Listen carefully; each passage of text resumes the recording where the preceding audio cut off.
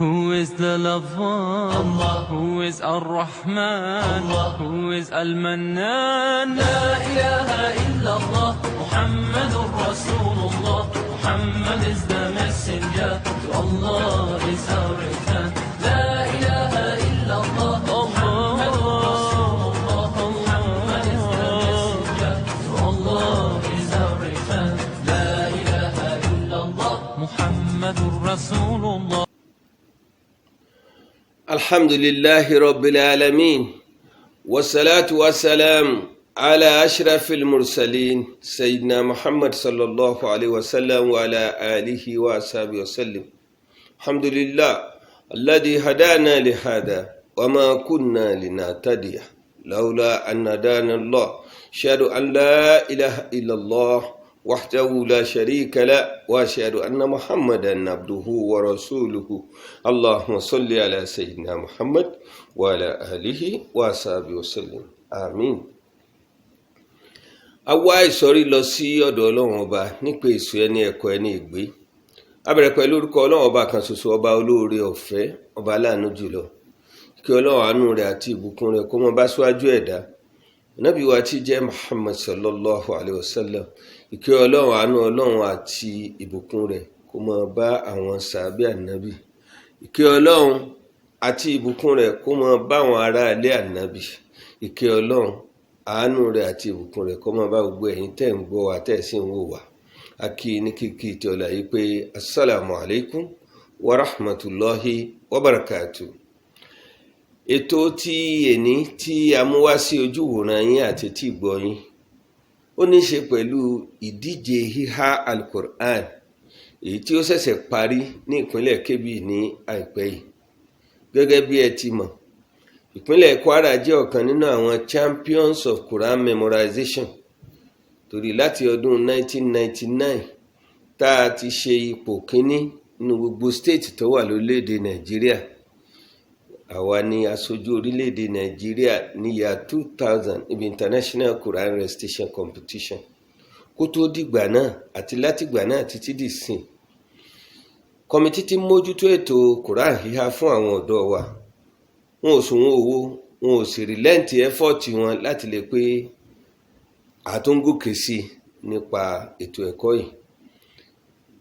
Bóyá ìtọ́jẹ́ ká múra sí báyìí náà ni pé nígbàtí Ọlọ́run sọ al-Qur'ani kalẹ̀ fún òjíṣẹ́ ńlá Muhammad sallallahu alaihi wasallam lórí ẹ̀rọ ẹ̀kọ́ náà ló dálé. Chapter alákọ̀ọ́kọ́ tọ́lọ́run sọ kalẹ̀ náà ni pé ikra bismi rabbika alladhi khalaq, yẹn ni pé kákà lórúkọ Ọlọ́run ọba wa, ọba tó sì pé òun náà ló máa ń fi ìmọ̀ mọ̀ ni. Látàrí ẹ̀kọ́ táwa ń gbé lárugẹ yìí ní ìjẹ́ẹjọ́, àpè akọ̀wé ètò Quran híhá nípínlẹ̀ Kwara, àpè wọn wá sí jókòó kan wá ṣàlàyé fún wa bóò ní ìdíje tó kọjá lọ ní nǹkan bí ọ̀sẹ̀ méjì sẹ́yìn yìí bóò ló ṣe lọ. Lónìí ẹni tó bá mísì program náà kò mísì nǹkan kan lónìí, torí Yorùbá rẹ̀ la gbé wá. Ètò sì pé àlejò mi lónìí àwọn náà ni Imam Isa Nuhu Abbas, tí wọ́n jẹ́ akọ̀wé agbódegbà fún Lajnatul Musabaqatul Quran fi wilayatu Kwara, yani pé Kwara State Committee on Quran Memorization. Imam Abbas, assalamu alaikum. Wa alaikum assalam wa rahmatullahi wa barakatuh. Hayyakumullah. Wa iyyakum. Marhaba bikum. Tó ìdíje al-Qurani tí ó gbé yín lọ sí Kebbi. Àwa yìí náà tá ń sọ̀rọ̀ kò yọ wálẹ̀, gbogbo àná lájọ lọ. Àmọ́ ẹ̀yin gẹ́gẹ́ bí akọ̀wé agbódegbà, kábí yín kẹ́ lè ṣàlàyé fún àwọn ará ilé pé ìdíje ń wáyé lọ́dún ní bí ṣe máa wáyé lọ́dọọdún. Ọdún kan tí ìwà sí pé Kwara lọ wọn ò rí nǹkan kan gbà wálé. State tó participate lọ́dún ní 35 state ni, Abuja ló fi di 36 state ẹyọ kan péré ní ọ̀wá. Èdè bíi pé south east south wọ́n kọ́ ma wá. So ọ̀rọ̀ tọ́lọ́run sọ ní al-Qur'ani pé iza jaa nasrullahi wal fath wa ra'aita an-nasa yadkhuluna fi dinillahi afwaja. ń ṣiṣẹ́ ní Nàìjíríà ó sì ń ṣiṣẹ́ káàkiri àgbáyé. Alhamdulillah. ọmọ mélòó la kó lọ kí ni àṣeyọrí wa níta kọ́kọ́ fẹ́ gbọ́ látọ̀dọ̀ yín náà. alhamdulillahi rabbil alamin wassalatu wassalamu ala rasulillah wa ala alihi wa sahbihi wasallim amin. Adá ọpẹ́ fún Ọlọ́run alhamdulillah ọba tí ọpẹ́ tó sọpẹ́ sì yẹ tó jẹ́ pé nínú ọlá nínú iṣẹ́ ìṣe rẹ̀ náà ló tún mú wa lọ láyọ̀ tó tún dé ká dé láyọ̀ káyọ̀ tún bá ní láyọ̀ tàlàáfíà Ọlọ́run àmọ́ lórí àsìyìn musa gbàsá ọpẹ́ fún wa àmín. wọn lẹ́nu tó bá ti dúpẹ́ orí tó bá ṣe fún ó tún ṣe míì wọ́n sàwọlá ìtàǹdú lọ́pọ̀ yìí ètò tó ń pọ̀ jù bẹ́ẹ̀ lọ lórí ìsàsí gbogbo Ọlọ́run ọ̀rọ̀ Kùránì lásìm kí àwọn alájọ Ibrahim wọn ní bàbá kì í jù báyìí lọ pẹ̀lú gbogbo akitiyan tẹ́yìn náà ń ṣe lórí ọ̀rọ̀ bí èyí láì kẹ́lmọ́tò láì tí ó sì máa gòkè Ọlọ́run musa jẹ́ kẹ́yìn náà máa gòkè ọmọdé yìí láti àwọn fámílì yìí ẹ̀tọ́rọ fún ìrìnàjò gbogbo alápapọ̀ ọ̀rọ̀ Kùránì lásìm. Gẹ́gẹ́ bí ìbéèrè tí ẹbí mi àdúpẹ́ lọ́dọ̀ Ọlọ́run ipò tọ́lọ́run fi Kwara sí nípa ayé ha Kùránì ní Nàìjíríà nísìn kọ́dà ká má sọ Nàìjíríà lágbàáyé àdúpẹ́ lọ́dọ̀ Ọlọ́run Ọlọ́run fún wa rẹ̀yìn rárá Ọlọ́run kó sì má fi wá rẹ̀yìn láíláí Ọlọ́run gan fúnra rẹ̀. Lọ́dún ní àwọn méje la lọ tó jẹ́ pé inú àwọn tí a fi ta kó lọ fún ìdíje obìnrin 3 ọkùnrin 4 tẹ́lẹ̀tẹ́lẹ̀ a máa ń pọ̀ jù bẹ́ẹ̀ lọ àti gẹ́gẹ́ bí situation tó yẹ pọ̀ ọ̀pọ̀lọpọ̀ gbà ní changes ń bá gbogbo nǹkan tọ̀ so àwọn ẹjọ́ ohun àwọn pé àwọn iṣu 2 àwọn iṣu 10 àwọn ogun iṣu gbogbo bí 40 bá wọn lọ́wọ́ wọ́n ti tún change system yẹn tó pé nísìnyí wọ́n ti káfù Kwara kúrò ní oní iṣu 2 lórí wọn sọ̀rọ̀ pé nínú àwọn tí Ọlọ́run ní ìhà Kùránì ní jòkó ní ìlú wọn gan dáadáa bí àwọn ilẹ̀ Haúsá yòókù Kwara náà wà ń bẹ́ẹ̀ wọ́n ti wá fi iṣu 2 lẹ̀ fún gbogbo omi àwọn ilẹ̀ Ìgbò ní àbáwọn kọ̀ọ̀kan lẹ̀ Yorùbá náà ni ṣùgbọ́n ẹ̀tọ́ iṣu 10 tó pẹ̀lú tẹ̀ngìm lọ́kùnrin ọwọ́ àná àtàjọ lọ iṣu 10 pẹ̀lú tẹ̀ngìm lóbìnrin ọwọ́ àná àtàjọ lọ 30 iṣu lóbìnrin wà ń bẹ̀ 30 iṣu lọ́kùnrin wà ń bẹ̀ Kùránì Kámílù wà ń bẹ̀ Kùránì Kámílù tafsir wa riwayat òun náà wà ń bẹ̀ alhamdulillah nínú lílọ tí àwọn bíi 7 tí wọ́n túwíṣọ̀ tán lọ yìí àwọn 3 lọ́nà ní kí wọ́n rí nǹkan mú dáadáa gẹ́gẹ́ bí a ṣe máa ń wí tá a ṣe máa sọ fún wọn pé kìí ṣe pé ìtẹ́fẹ́ gbà lọ́hùn àbí price ní nǹkan tó ṣe pàtàkì bí ṣe pé kí ha Kùránì ẹ̀bùn ló jẹ́ fẹ́yìn náà èrí gbogbo ìjọba tó fẹ́ lò sí nípa àwọn ọ̀nà ìwé yín tẹ̀ ń kà so yóò tún máa jẹ́ kó yìí sì fún yín torí àwọn Yorùbá wa ní iṣẹ́ ńlá lórí kéwú kìí ṣe oní kéwú Kùránì gan iṣẹ́ ńlá ni torí pé kí ni àwọn àyà kọ̀ọ̀kan bẹ tó yẹ pé tó bá ti bẹ̀rẹ̀ tó bá ti memorize ẹ̀ dáadáa ó tún bọ́ síbòmí ni àwọn tó sì ń ṣe jọ́ọ̀jì yìí wọn ò ní ṣe òrùfẹ́ nìkan torí pé kí ni hafizu làwọn náà so ò sí mọ́lẹ́jì àwọn náà ha Kùránì dáadáa ni tó bá sọ wọn bá gbé lọ́wọ́ báyìí wọ́n mọ̀ ké lórí ni kò sí ṣe pé òun sọ èdè kan lọ́wọ́ nísìn kọ́lá kẹ́ máa sọ ọlọ́bàá nísìn tó bá yá tó bá fẹ́ lo táǹkì mi ò tún lè síbòmí Kùránì ò rí bẹ́ẹ̀ tó bá ti ń ké lọ tó bá ti yàtọ̀ sí bọ́ọ̀lù ti gbé kalẹ̀ ó ti tàn nánu ó di jìtánù so kọ́nà mọ́sá adúgbò lọ́dọ̀ Ọlọ́run dé pé gbogbo àwọn tààjọ lọ yìí Ọlọ́run ní ká lọ láìkásí bọ̀ láyọ̀ àwọn 3 ni wọ́n ní position tí wọ́n mú wálé fún ìjọba ilẹ̀ Kwara Ọlọ́run kọ́ mọ́sá gba àdúrà ojú báyìí. ẹ̀já morúkọ wọn ok torí àwọn náà ń bẹ pẹ̀lú àtàpadà pé wọ́n fún wọn kéwú. ok ṣáàlà àkọ́kọ́ ni Abdullatif Isa òun ni ó háìsù 10 pẹ̀lú tẹ̀njìm nígbà tí wọ́n ṣe àwọn ọmọ kí ni tó jẹ́ tẹ̀njìm èyí pé kí wọ́n hákọ́ra ọkà máa ké wúrúrú ó tún ní àwọn ọ̀nà tí wọ́n tún gbà ké òun náà ń pè ní tẹ̀njìm yóò wù mí kọ́ jẹ́ pé tẹ̀njìm òun ni kò fi ké wà tó bá ké káwọn ilé fi mọ̀ pé àti wọ́n tẹ̀ tó máa ń ké kúrò lọ́nà báyìí so òun ló ṣe pò kejì nínú gbogbo àwọn 35 states lórílẹ̀‐èdè Nàìjíríà náà tó háìsù 10 lọ́kùnrin alhamdulillah ajá wa Mariam Isa onílùú òun ló ṣe ipò 5 nínú àwọn tó há iṣu 2 bákan náà pẹ̀lú tẹ̀ngìm iṣu 10 sọ́rí pẹ̀lú tẹ̀ngìm so nínú gbogbo àwọn obìnrin tán participate so bákan náà ni pé alájà wa Jamilat Ọ̀pẹ́yẹmí Tìjání òun náà ìlàjì Quran lòun há ọgbọ̀n iṣu náà lòun há so òun ló ṣe ipò 3 ní gbogbo àwọn obìnrin tó há ọgbọ̀n iṣu pátápátá ní ti alọ́tàdé yìí so àwọn míì náà àwọn tájọ lọ náà àwọn náà gbìyànjú tó yẹ pé ẹni tó mú 10 wà ń bẹ tó mú 7 wà ń bẹ so ti yẹ pé Ọlọ́run ṣe ní kí àkọọ́lẹ̀ gbogbo kálukú ṣe dáadáa sí náà fún wọn ẹ bá wo resort tó yẹ pé ẹ rí pé point náà fi máa gbéra wọn bẹ́ẹ̀ni ẹnìkan lè gba 97 kẹ́nìkan lè gbé 96.9 kẹ́nìkan gba 96.8 so pọ́ǹtì kọ̀ọ̀kan náà ní máa kù tí wọ́n fi jẹ́ pé wọ́n fi máa ń tayọ ara wọn fi máa ń ṣe pé tọ̀ kéde pé bóyá wọ́n kàn pé lẹ́yìn pé ìwọ la gbé fún òun pẹ̀lú gbìyànjú wọn náà ni so ọlọ́run kọ́ máa ṣe lé láti máa fún Kwara kọjá ká tó máa lò kì sí. àmín ya Allah ẹ ṣé púpọ̀. nínú ìdíje ti ọdún ni ó hàn sí wa wípé ìjọba ìpínlẹ̀ Kebbi àwọn ni wọ́n gba àlejò Quran yìí bó lè ṣe rí arrangement wọn sí fún competitors àtàwọn officials from all over the federation.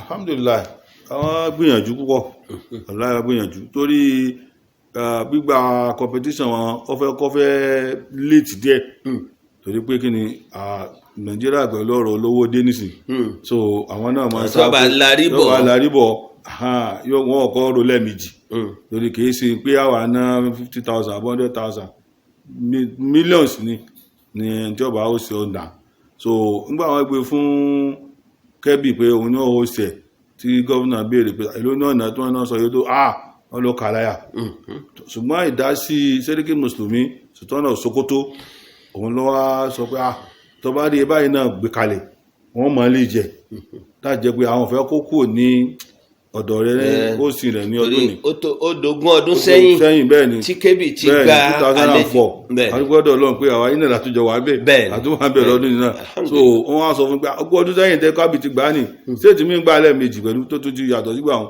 kọ́ra irú ẹ̀dó sísítàmù ilẹ̀ ń bẹ̀ tó kàn alhamdulillah wọ́n ti gbà lẹ́ẹ̀mejì léra wọn tí ó jìnnà púpọ̀ síra wọn so gọ́vùnà náà fi padà wá gbà alhamdulillah gbogbo ìtọ́jú ẹ̀kún ó ṣe fún àwọn ọmọ ni wọ́n ṣe wọ́n fo àwọn ọkùnrin sọ́tọ̀ gẹ́gẹ́ bá ṣe mọ̀ pé ibi tọ́kùnrin tó bá ń gbé yàtọ̀ sí lóbìnrin náà máa gbé so wọ́n fọ ọkùnrin sọ́tọ̀ láàrin wọn ó ti jìnnà síra wọn kódà mi wọ́n ti ṣe competition òun náà jìnnà síra wọn kódà àtà jẹ́ officials láti state tá a bá fi táàgì kọ́rùn òní jẹ́ wọ́dọ̀ obìnrin ẹ lè wọ́dọ̀ ọkùnrin anybody lè wọ́dọ̀ ọkùnrin láti wá gbọ́ kíra wọn àmọ́ lọ́dọ̀ obìnrin wọ́n monitor pé anybody lásán kọ́ mọ́ wọlé tẹ́ bá ṣe pé àwọn tó jẹ́ official wọn àbí official ní ọ̀hún so wọ́n tọ́jú gbogbo àwọn obìnrin gbogbo àwọn ọmọ wa dáadáa àwọn tó ti jẹ́ official náà tó jẹ́ bí torí gẹ́gẹ́ bí ètò wọn coordinators tí ó lead the Kwara tó lead the state kọ̀ọ̀kan wọ́n sì tọ́jú wọn so àwọn yòókù tó bá lọ state wọn náà kẹta fún wọn àti máa gbé àti gbogbo nǹkan wọn lọ́dọ̀ wọn. ẹ ṣe àwọn èèyàn kan máa wá wò pé a máa kọ́ ọmọ lọ competition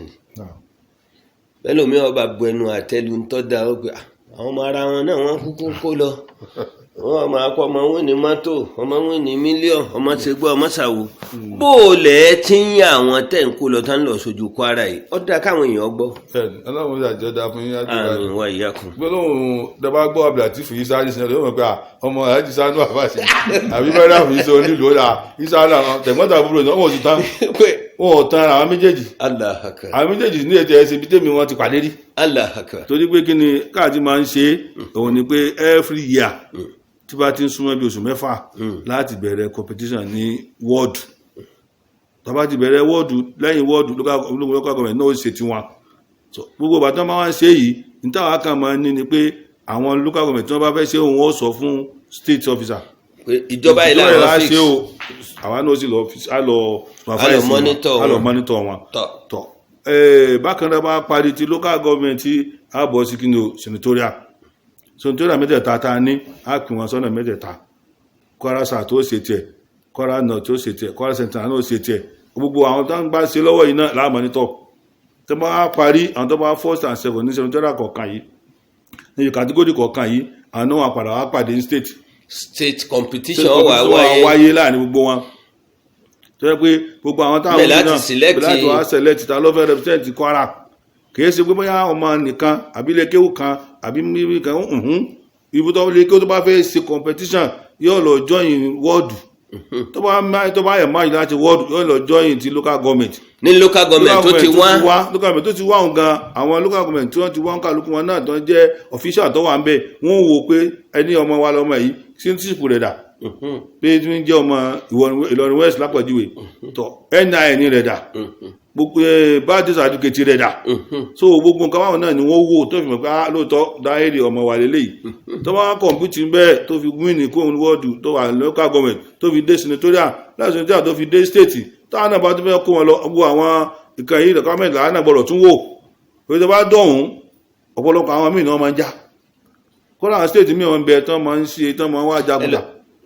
tọmọ bá wà over age ẹ bá já ń bẹ̀ wọn ò lè rí replacement fún. secondly ọmọ tí ẹ bá sọ ọmọ state yìí tẹ bá present ẹ tán bá ti lọ wo bá ṣe wo bá dìsàkiri gba àwọn dọ́kúmẹ́ntì rẹ̀ bá ní kèsè state wọn kàn já ni. ẹ kàn ní pé wọ́n pé ni. kò sójú ṣáájú nínú ètò yìí rárá. nílẹ̀ ní state ni o ní local government ni o ní wọ́n déédéé national náà kọ́ra àwọn compulsory ní national pé ọmọ wọ́tọ̀ bá jẹ́ jọ́ọ̀jì tó ti ọmọ rẹ̀ ò ní kọ̀mpútì níbi àwọn kìíní tó mọ̀ di pé bóyá ẹ̀yà ní hanan ìbí ọmọ ojú àánú bàbá ẹjọ́ àbúlá ẹ̀dákun ọmọ mi náà kà níṣẹ́ o ẹ̀wà ń fún bá kò sí tọ́jọ́. ẹ ṣe àwa náà máa ń yan àwọn judges tó ti pààrọ̀ náà supervise gbogbo segmenti competition wa yìí ní Kwara gbogbo láti rí wọn ọdá kí wọ́n gbọ́. alhamdulilayi àwọn judges ta ní adúpọ̀ lọ́dọ̀ Ọlọ́run pé láti 1986 tí competition ti bẹ̀rẹ̀ náà gẹ́gẹ́ bá àwọn Alhaji Wali náà ti máa wí fún wa ní Kwara náà ti participate àti wá ní àwọn tó jẹ́ pé wọ́n ti memorize kíní dáadáa wọ́n ti memorize dáadáa tó àwọn náà ti di fast wọ́n ti di hafiz. àwọn náà tiẹ̀ ti win ní competition yìí ẹni ó ṣe first ẹni ṣe second. kò sígbà tí wọ́n yan competition yan judges mo fẹ́ bì kan kún fún yín sáà ni pé nígbà tó yan judges ní national tí ò ní máa sọmọ Kwara bẹ́ẹ̀.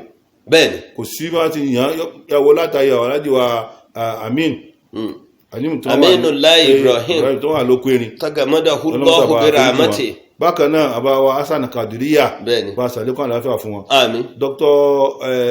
Saheed Katibi. bẹ́ẹ̀ni. tọ́ àfáàwà àti College of Education lọrin àfáàwà Murtado Sufyan òun náà wà ń bẹ̀ lọ́wọ́ nísìn tẹ́gbà tí ẹnìkan kan wọ́n máa ń lò tọ́dún márùn-ún ọkọ̀ àtàwà ń wí náà hafiz ni wọ́n àánú ti ha Quran kọmitì náà ló tírẹ́nì wọn tọ́lọ̀ ní kálukú wọn fi padà débi tí àwọn náà dé yìí tó bá ṣe máa mẹ́fà àwọn bíi mẹ́rin yóò mọ supervise obìnrin àwọn mẹ́rin mọ supervise ọkùnrin kọ́ra náà bí àwọn tó jẹ́ pé dókítọ̀ ni wọ́n tó ṣe phd ní arabic ni phd ní islamic study ni tó pé àwọn náà jẹ́ kí ni o tó jẹ́ mẹ́mbà.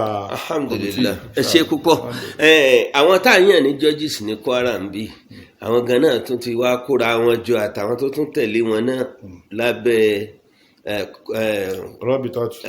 lajinatul hamalatul Quran. masha Allah àwọn ní Kwara State Quran memorizers tó ṣe pé League of Quran memorizers táwọn náà tó ń pàdé pẹ̀lú àwọn tó ń ṣèpàdé lórí ìtẹ̀síwájú bí àwọn ọ̀dọ́ fi ha alukur'an náà ni wọ́n á nítọ́ yìnyín kẹ́ni sèmí aláwọn tó ti kópa nínú ẹni tèmi tí ẹ fẹ́ rántí bàbá wa Alhaji Abdulsalam Àyìnlá tí wọ́n jẹ́ ọ̀kan nínú àwọn special adviser governor wa tẹ́lẹ̀ rí Alhaji Mohammed Shaba Lafiagi wọ́n ti ṣe chairman committee Qur'an yìí kọ́lọ́n tó pè wọ́n sọ́dọ̀ at the age of 85 àbí nǹkan kọ́lọ́n kọ́ bá ṣàlékún kẹ́ fún wọn.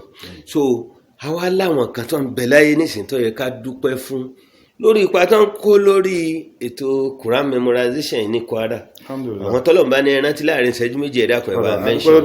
àwọn kọ́ ẹ̀ta kò dúpẹ́ fún náà lọ́lọ́run. alhamdulillah. wípé tí ì bá ṣe pé òun ló fi ọ̀nà yìí kalẹ̀ fún wa tó fi mọ̀ wá kò sí ní ta fẹ́ ṣe lórí rẹ̀. so ọtún wa dúpẹ́ fún látara pé gbogbo lílọ bíbọ̀ wa náà Ọlọ́run bá ń fi gbogbo ẹ̀ fi ń yẹ wá ẹ sì ń jẹ́kọ́ dáa. alhamdulillah. lẹ́yìn náà a dúpẹ́ fún ẹni tó jẹ́ alákòóso wa àwọn náà ní bàbá wa dámọ́dà mẹ́fù lọ́rin Alhaji wa Shehu Abdulgafar Adua OON àwọn ni chairman wa lọ́wọ́ báyìí tó yẹ pé gbogbo tá a máa ṣe kò sí ìtí ọyọ wọn lẹ̀ ń bẹ̀ wọ́n ti sọ fún wa gbogbo ọ̀pọ̀lọpọ̀ wọ́n sì máa sọ pé mo ti ṣe head of service mo ti ṣe SIG gbogbo tí a ń ṣe kíní mo ti ṣe. ṣe chairman ṣe civil service commission mo ṣe chairman fiscal responsibility commission. àmọ́ nísìnyí tọ́lọ̀ ní kí n kù sí tí máa lò nísìnyí ọ̀nà méjì náà ni bọ́sára ti jímọ̀ tí ọba lọ ní kó lé mi lọ́wọ́ àtèmi àtàwọn jàmáà mi ká máa mójútó bí ó ṣe máa dáa tó máa dùn rí. wọ́n gbòsìṣẹ́ wọ́n sì sanwó fún wọn. èkejì náà ni ọ̀rọ̀ Kùránì yìí lẹ́yìn méjèèjì ní nǹkan mi ti ń ṣe gbogbo àtẹ́bá sì pè wọ́n gbogbo àtẹ́bá pè wọ́n ni wọ́n dá yín lóhùn gbogbo àtẹ́bá sì ti ní kọ́ra àtẹ́kẹ́tì bá ti pe bàbá gbẹ́tọ̀ ẹ̀dákun ọ̀fẹ́ ká ní mítì níjọba yìí àbọ̀ ní bisimilá ọ̀dọ̀ wọn náà láti ń pè ní àwọn ẹ̀sẹ̀ wọ́n gbà wá lẹ́lẹ́jọ́ wọ́n tún náwó lákàkọ́ ara wọn Ọlọ́run ló bá dúpẹ́ fún wa bàbá ọba olùnà tó bá gbégbé rẹ̀ ṣe pé àwọn ni grand patron fún Kùránì yìí náà àwọn náà wọn ò yẹ wọn gbogbo àwọn náà wọn máa ń ṣe àtìlẹ́yìn fún wa. wọ́n fi yóò kí ọba Sókótó lẹ́yìn ni. bẹ́ẹ̀ ni bákan náà alákòóso ilẹ̀ Kwara ní gómìnà wa náà àwọn náà gbẹ̀yìn níbi ìgbà tá a bá ti ní ìdìgẹ́ pútọ̀ a ní ìdìgẹ́ báyìí gẹ́gẹ́ báwọn náà ṣe mọ̀ pé látẹ̀yìn wá àwọn tó ti kọjá náà máa ń ṣe bẹ́ẹ̀ àwọn náà tún ṣe bẹ́ẹ̀ fún wa. bákan náà àwọn tó ti lọ tó jẹ́ agbọ́dọ̀ rántí àwọn náà wọn Alhaji Abdulsalam Àyìnlá Ayílára tó jẹ́ pé gbogbo nǹkan wọn gbé kalẹ̀ fún Ọlọ́run ni kódà whole building wọn ilẹ̀ Ayílára wọn tọ̀ ẹ máa lò fún Kùránì gbogbo tí ń jẹ́ rúùmù bíi 6 tó wà lókè yìí àwọn òfòmù fún ọmọ kankan ibẹ̀ la fi ń ṣe state secretariat kódà ibẹ̀ náà ni kọ̀mítì ni wọ́n lè gbé kọ̀mítì ò nílé kéwú wọ́n kàn lọ ọmọ ọlọ́mọ kún àwa náà nílé kéwú tó yẹ pé àfáà àtàgbà tí ń tírèèni àwọn ọmọ yìí láti Borno ló ti wá tó yẹ pé a sì ń increase salary rẹ̀ every time náà increase salary rẹ̀ tó bá fẹ́ tírèèni ọmọ yín wọ́n sanwó lé wọ́n sanwó omi wọ́n sì sanwó fún òun náà bẹ́ẹ̀ nísìnyí pẹ̀lú ìfọ̀kànbalẹ̀ ní àti family àti gbogbo ẹ̀ lọ́wọ́ à ń bẹ̀ so ẹni tó bá jẹ́ pé òun náà ní ìmọ̀ ibi tí ń kọ́ àwọn ọmọ lọ láti lọ wá Kùránì ẹkún wọn lọ ilá lókè àpò mu ẹ bá tí náà wà ń bẹ̀ ẹ̀ṣẹ́ púpọ̀ àmín ya Allah ẹ̀yẹ́ olùtẹ́tí sí wa tẹ́ ń gbọ́ àtẹ́wò wa pàápàá jùlọ ẹ̀yin onílé kéwú tó ṣe pé eré àtọ́lọ̀ ń tarí ẹ̀yin sí ní pé kẹ́ ẹ dá ilé ẹ̀kọ́ sílẹ̀ akékékéké lórí pé kí ẹni section tán ti memorize Quran lọ́tọ̀ àwọn kọ̀ọ̀kan ti dá a lẹ̀ bọ́ tẹ́ ẹ bá ní section kò dàbí kẹ́ ẹ láwọn tó wà versatile tí wọ́n máa kọ́ àwọn ọmọ tí Quran memorization yóò tún fi yanjú dáadáa. Ìlọrin ìlú mọ̀ni, Ìlọrin ìlú kéwú ni, Kwara lápapọ̀ níbikíbi tí ìbá ṣe ń bẹ ìlú mọ̀ni gbogbo ibẹ̀ náà. Ẹ wá já lo ìmọ̀ ọ̀hún ká fi rí i pé à ń gba àwọn tó kójú òṣùwọ̀n láti train àwọn ọmọ wa. Ká memorize Kùránì yìí nǹkan pàtàkì ni, ó sì ṣe pàtàkì ń di ẹ̀sìn wa. tó gbogbo onílé kéwú kọ́ mọ̀ sí pé lárúbáwá àti Islamic studies nìkan lẹ̀ ń kọ́ àwọn ọmọ. Kọ́lá bẹ́ẹ̀ ṣe ń kọ́ western oriented education tó ẹ dedicate àwọn classes kan fún Quran memorization. Kọ́lọ́n kó bá a ṣàlékún gbàdúrà fún gbogbo yín kó sì ṣe fáwa náà tá à ń gbìyànjú nípa àràkátù islamiyya náà ọlànàbí lọ́dọ̀ Ọlọ́run. Fún àǹfààní àwọn tí wọn ò bá wa lọ sí competition àti bá àwọn ọmọ yín tí wọ́n yege jùlọ nínú gbogbo àwọn tá a kó lọ láti Kwara tí wọ́n sì gba ẹ̀bùn láti ọ̀dọ̀ Usman Dan Fodio University tí wọ́n jẹ́ organizers of the competition. Hosting state náà tún ní tó ṣe fún wọn gẹ́gẹ́ bí àǹfààní. So ànímọ̀ discuss eléyìí ò ní orí kiri bọ̀tí kẹ́kàn gbọ́ kéwú táwọn ọmọ yẹn náà ké ìbẹ̀rẹ̀ ló sì jẹ́ fún wọn. Ọlọ́run jẹ́ wọn lè dókè pátápátá yóò á sì wọn lọ́mọ alálùbáríkà fóbi wọn. tó àwa náà kọ́lọ́ mọ́dẹ́mi wà lógbòdò kò fún alẹ́kùnrẹ́rẹ́ àlàáfíà ara ká fi ṣe àti àràkátù islamiyya yòókù náà tá à ń ṣe lọ́wọ́ gba ẹlẹ́sìn fún wa. Lónìí tá a ṣètò yìí Imam Isa Nuhu Abbas tán jẹ́ PRO agbódegbà fún Kwara State Committee on Quran Memorization. Àwọn ni wọ́n tàmọ́lẹ̀ sí competition tó tá a ṣe kọjá lọ ní Birnin Kebbi State. Èmi àtàwọn àmọ̀dágbére fún wa yìí pé subhana rabbika rabbil izzati amma yasifun wa salamun ala al-mursalin walhamdulillahi rabbil alamin. Àmín. Ọlọ́run gbà lẹ́sìn. Bismillahir rahmanir rahim.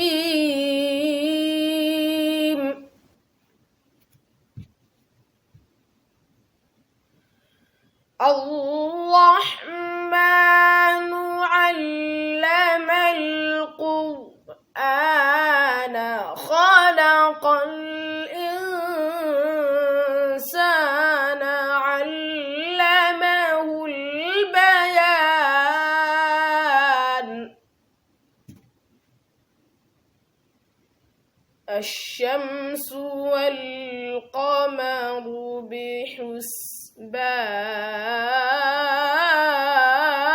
بحسبان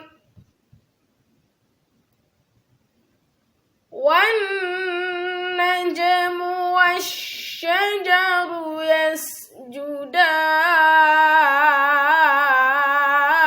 يسجدان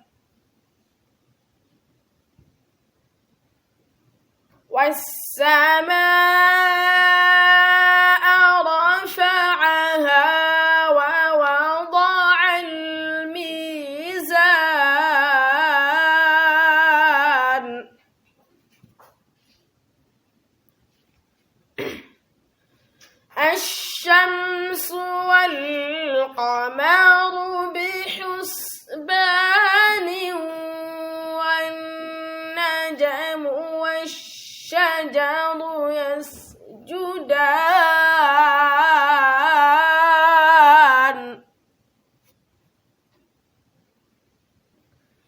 والسماء رفعها ووضع الميزان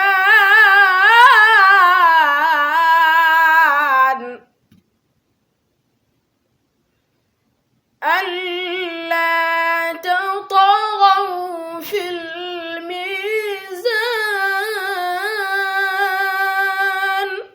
أعوذ بالله من الشيطان الرجيم.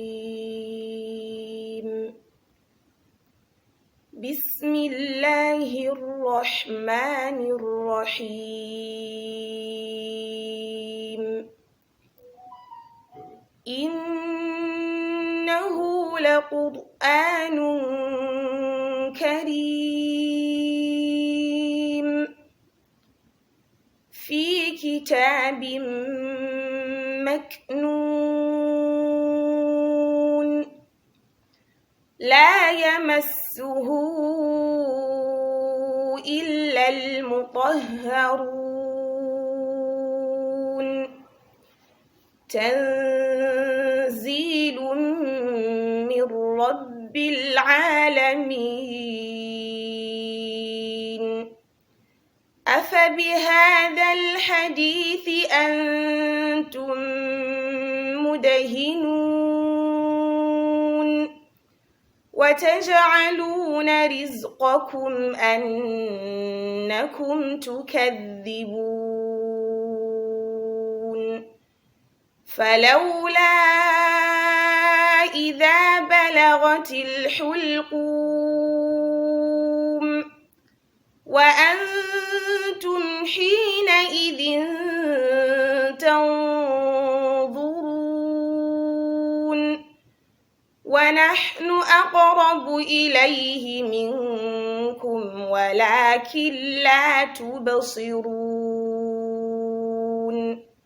أعوذ بالله من الشيطان الرجيم.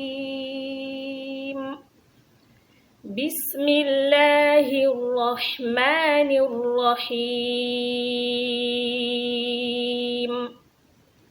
الذين آمنوا وتطمئن قلوبهم بذكر الله ألا بذكر الله تطمئن القلوب. الذين آمنوا وعملوا الصالحات طوبى لهم وحسن مآب. كذلك أرسلناك في أمة قد خلت من قبلها أمم لتتلو عليهم الذي أوحينا إليك وهم يكفرون بالرحمن. قل هو ربي لا إله إلا هو عليه توكلت وإليه متاب. صدق الله العظيم. اللهم ارحمنا.